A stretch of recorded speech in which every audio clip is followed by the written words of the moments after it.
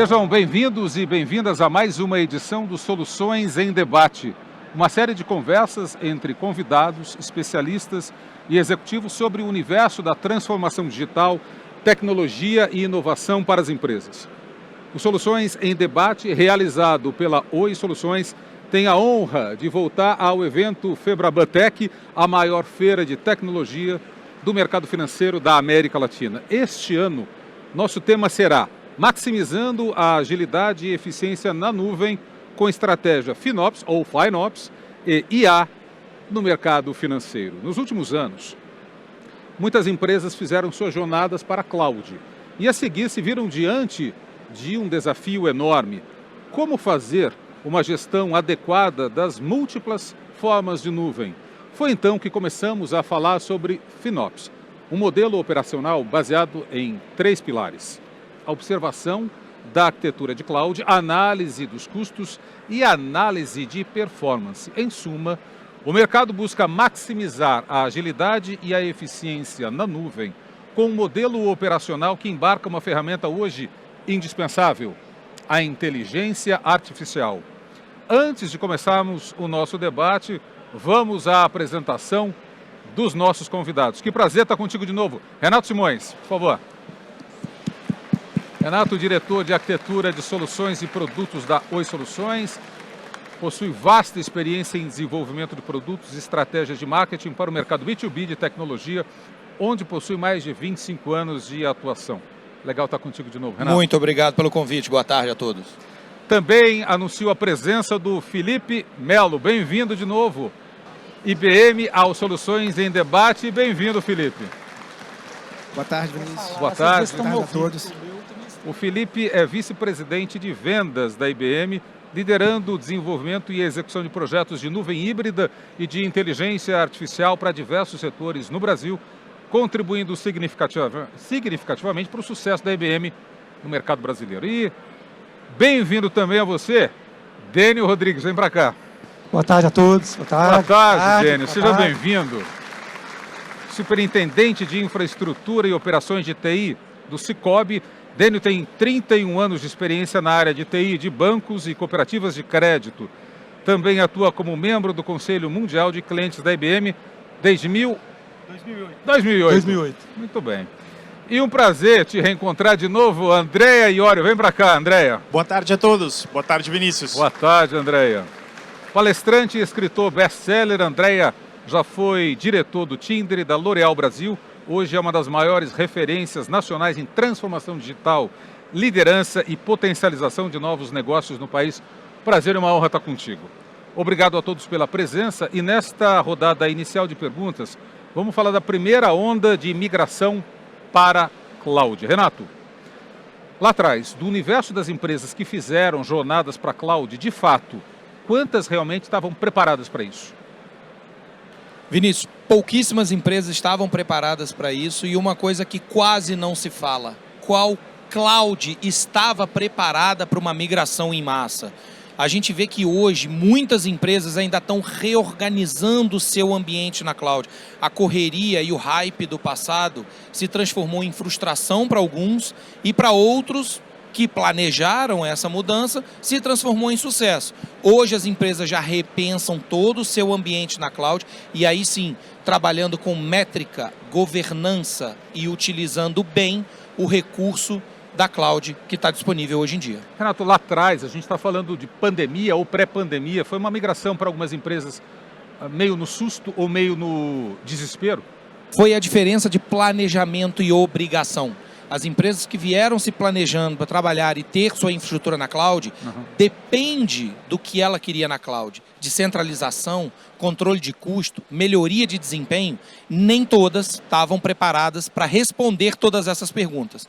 E a seção desespero, que todas as empresas foram obrigadas a colocar todo mundo em casa em um curto espaço de tempo ou rever as suas tecnologias para continuar atendendo o público. Então, no mix de desespero e planejamento, muitas delas ficaram pelo caminho, infelizmente. O Felipe, lá atrás, a gente sempre costuma falar aqui, o barato pode sair caro. E no caso de cloud, essa história está associada à gestão. A pergunta é, já tínhamos soluções adequadas lá atrás para fazer a gestão do uso de cloud ou elas foram surgindo com o tempo? E mais, a gente notou que muita empresa que migrou fortemente para a nuvem voltou parte das aplicações para o modelo tradicional. Na sua opinião, foi pressão para a redução de custo? Bom, primeiro respondendo a primeira parte da pergunta, né? Eu acho que não, a gente não tinha o mesmo nível de ferramental que a gente tem hoje. Lá atrás, né, apesar de já ter uma complexidade nos ambientes das empresas, com o advento realmente da nuvem, onde a gente percebeu essa aceleração dos negócios, né, cada vez mais democrática, né, de desenvolvimento de novas aplicações de negócio, e isso ocorreu, obviamente, num ambiente muito mais complexo, né? Então, a gente fala hoje de que praticamente todas as empresas vão conviver no mundo que a gente chama de híbrido e de multinuvem, né? Acho que quase todo mundo aqui do setor financeiro já trabalha com 2 ou mais nuvens, né? E, obviamente, isso traz uma sofisticação que a gente não via no passado e, por isso, essa nova convivência também requer tecnologias e ferramentais também sofisticados quanto, né? E é isso que a gente foi vendo a evolução aqui mais recentemente, né? Então, antigamente, acho que o mundo era muito mais voltado para a observabilidade, que você falou, né? E mesmo assim uma observabilidade limitada em termos de automação ou mesmo de uso de inteligência artificial, e isso já veio evoluindo, né, muito forte agora. Surgiu a parte também de gestão de performance, né? Então, na dúvida, né, é normal você ter um ambiente muito acima do que você precisa para você garantir a resiliência, e o ferramental de hoje permite que você consiga ter isso de uma forma muito melhor controlada, né, para você ter eficiência, mas ao mesmo tempo você ter resiliência, né? E por último, você também comentou a parte de gestão de custo. Então, a gente também vê agora muito mais forte a questão de você conseguir fazer, de fato, uma boa apuração do custo da sua aplicação de negócio e, mais do que isso, você fazer essa apropriação do custo para a área de negócio, né? Fazendo com que essa área de negócio passe a ser corresponsável com você em relação não só à resiliência, mas também à gestão eficiente daquele ambiente. Então, essas foram as evoluções que a gente foi vendo. E respondendo rapidamente a segunda parte, em relação à repatriação, sim, que é o termo, né, de você ver movimentos contrários, sim, a gente percebe isso acontecendo. Eu acho que hoje a tecnologia, a modernização das aplicações permite que você tenha essa navegabilidade entre nuvens e on-premise, né? Então, a busca de você fazer com que esse ambiente seja cada vez mais eficiente faz com que aquele movimento, às vezes na pressão, na emergência de que tem que acelerar o negócio, você ir para a nuvem, você percebe agora um planejamento melhor que faz com que algumas empresas repensem esse movimento feito lá atrás. Daniel, para vocês lá do Sicoob, como é que foi? Quando e como foi essa migração para a nuvem?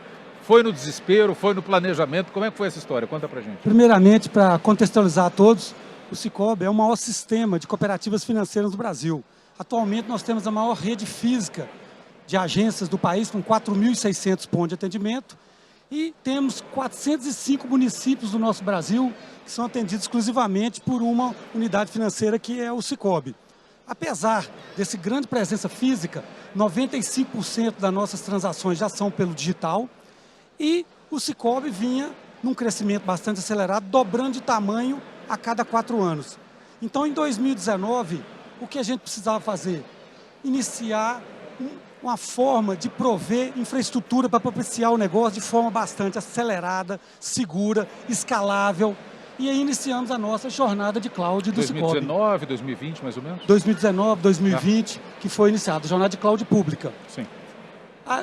Começamos... Primeiramente, montamos um plano de comunicação, que foi muito importante para toda empresa, para explicar que cloud não era mais uma onda, não era mais um modismo de TI, era uma estratégia para a nossa organização, para o crescimento da organização. Segundo, montamos um plano de treinamento para os profissionais, para a gente trabalhar com o novo mundo que estava por vir. Certo? E terceiro, aí fica uma grande dica para todos os colegas que estão nos ouvindo.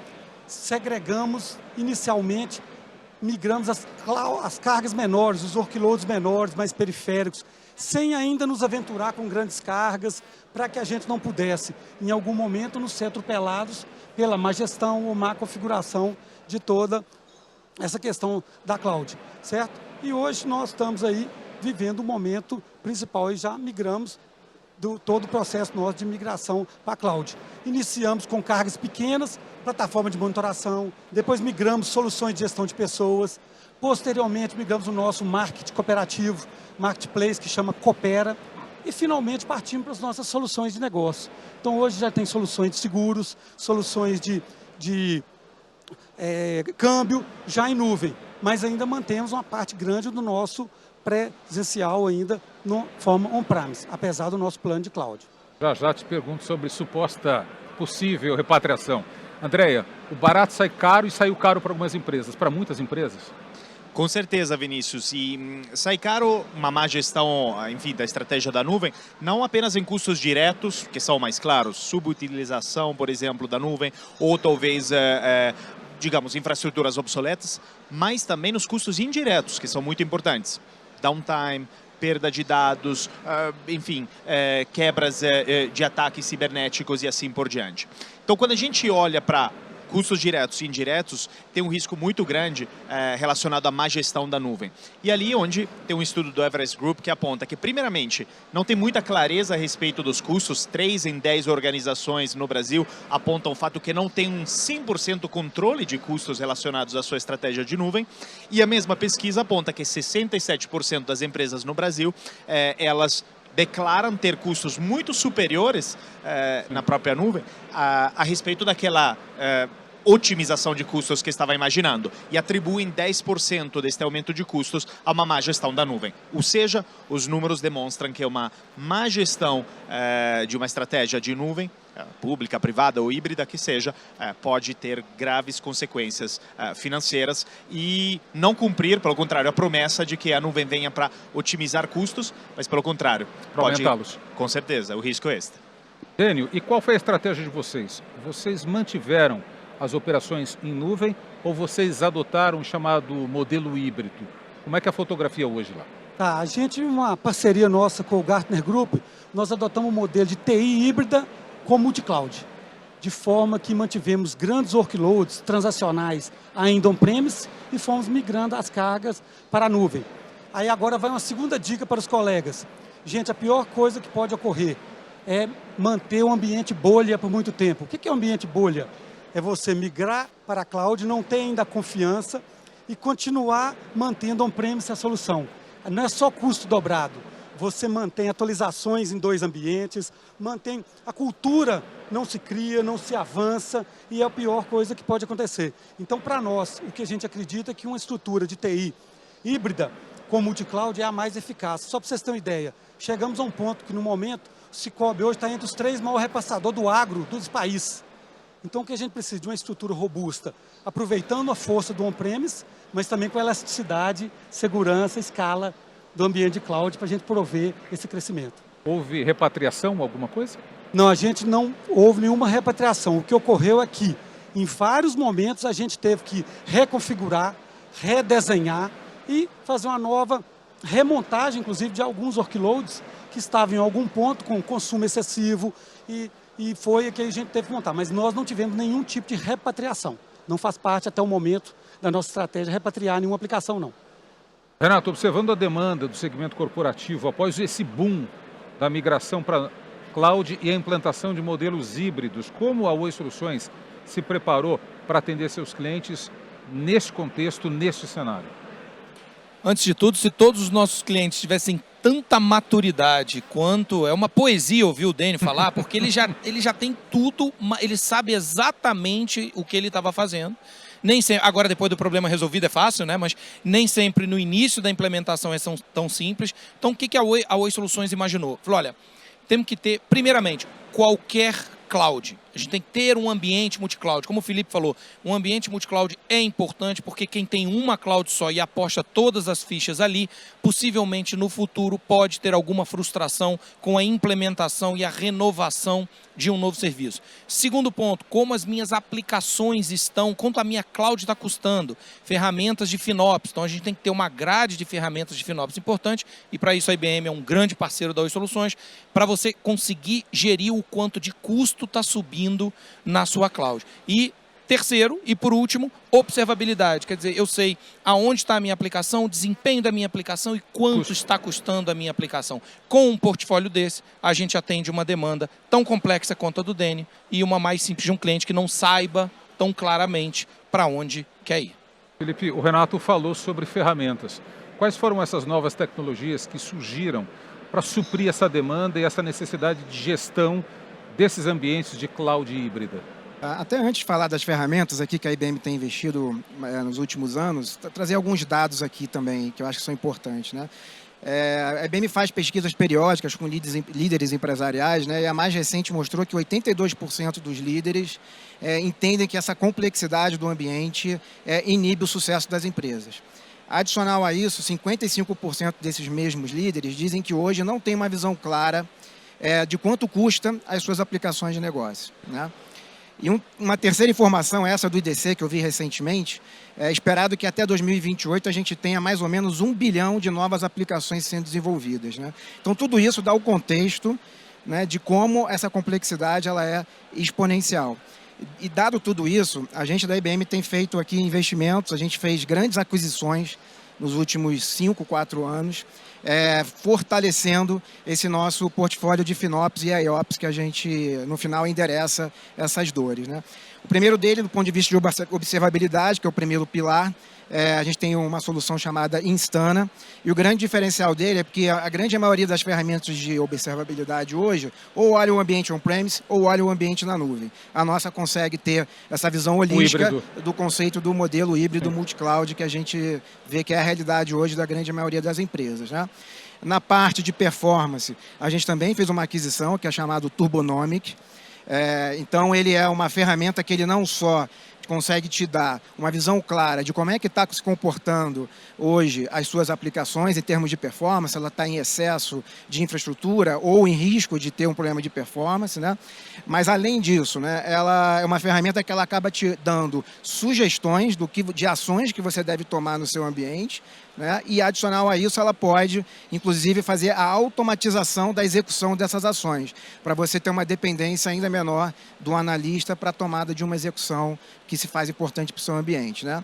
E o terceiro pilar que você mencionou, a parte de custo, né? Então, a gente também fez uma aquisição, é a Aptio, que permite com que a gente consiga ter essa visão clara de quanto está custando aquela aplicação do ponto de vista de infraestrutura e, ao mesmo tempo, permitindo essa apropriação na área de negócio, que no final a gente quer que ela seja corresponsável do ambiente aqui, né, Dênio? Você que conhece bem essa realidade de trazer a área de negócio como responsável para o seu custo de TI.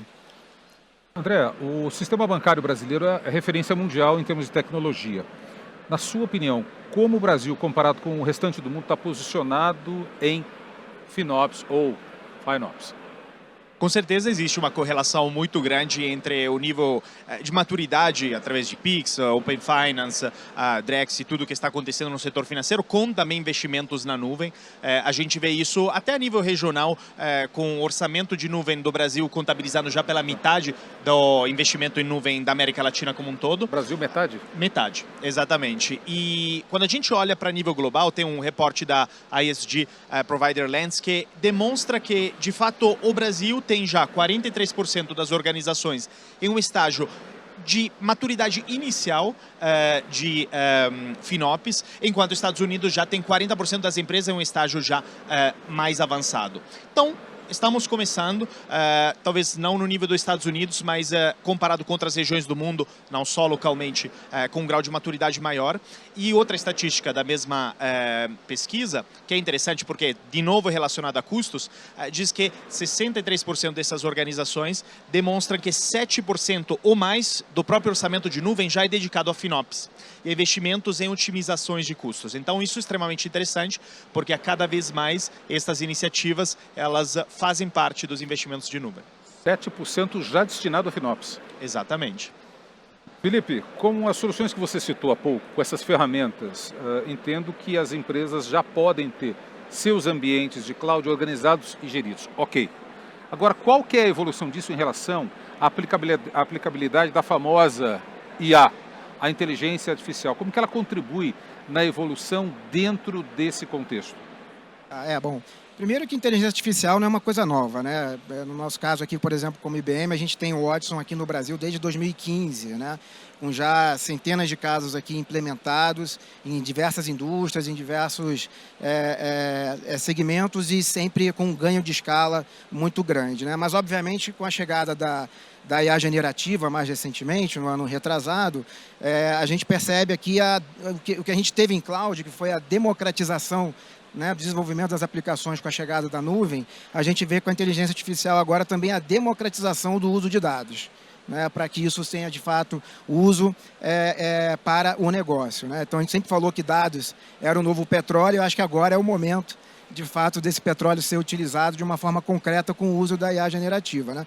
E eu vejo, no tema que a gente está falando aqui em questão, realmente aplicabilidade muito grande, né? A gente fala muito de IA para atendimento do cliente, para produtividade, mas quando a gente fala também para a gestão do ambiente de TI, ela vem muito para somar.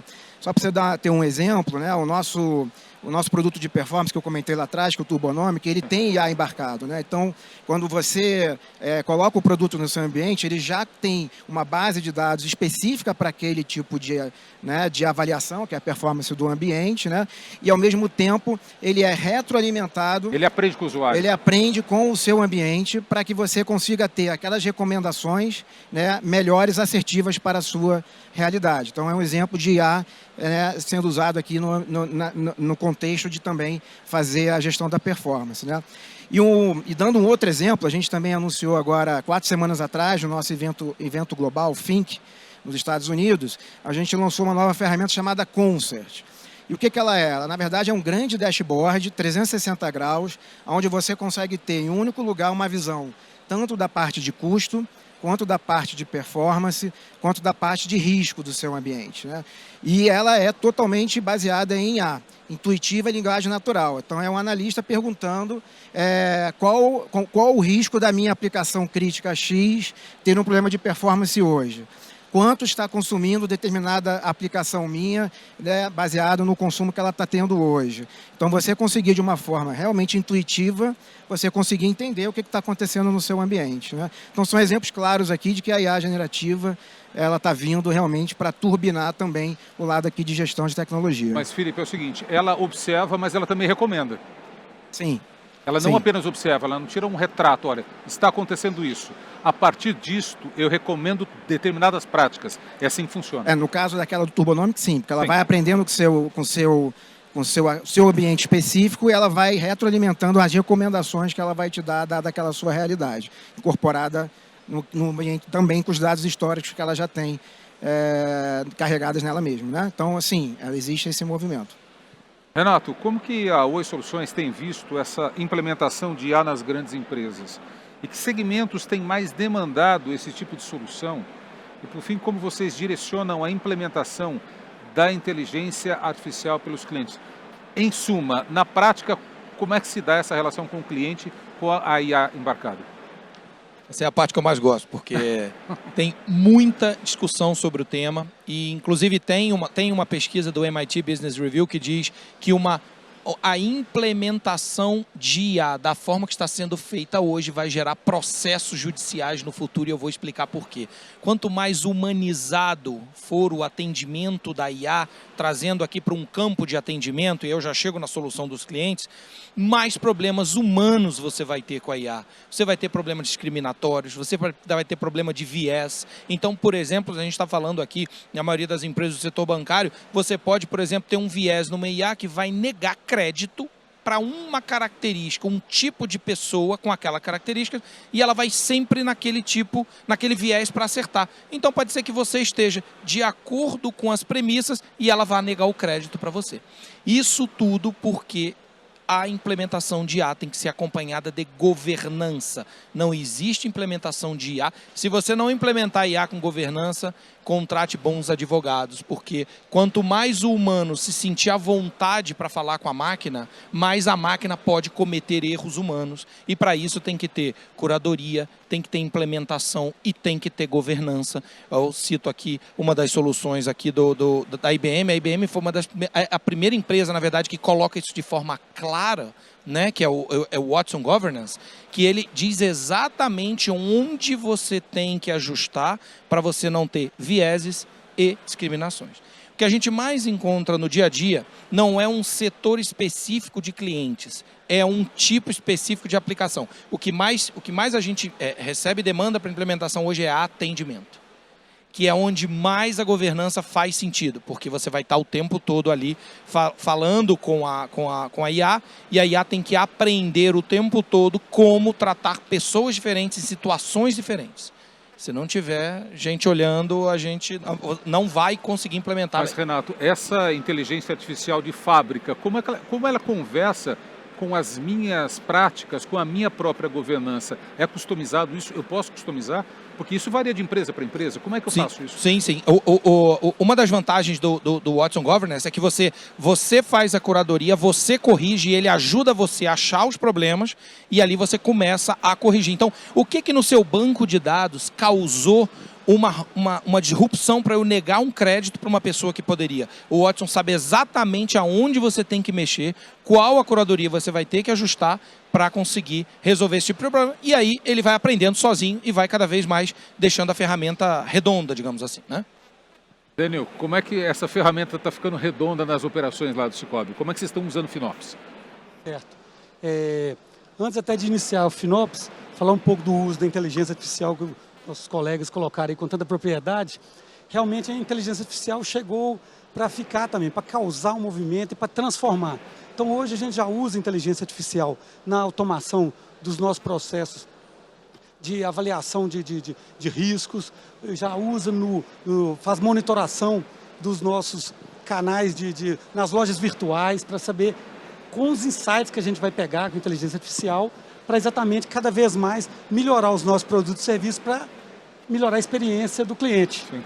Então a gente já tem hoje, usa copilotos, que são robôs que na plataforma comercial, que auxiliam as pessoas, os funcionários a trabalhar, a ofertar melhores soluções de crédito para os nossos cooperados. Já temos no nosso atendimento digital, usando também copilotos, na nossa robozinha, que é a Alice. Alice. Grande Alegria, Alice é o nome da nossa robô, em homenagem à primeira mulher cooperativista desse país.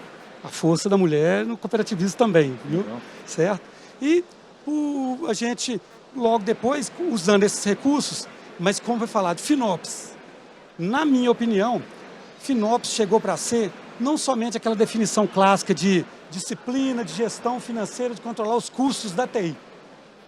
É a chance nossa, profissionais de tecnologia, de estarmos alinhados todos dentro da mesma empresa. FinOps é um mecanismo, é a virada de mesa nossa de alinhar áreas de negócio, áreas de contrato, área financeira, de forma que a gente possa todo mundo trabalhar junto, porque as metas são da organização.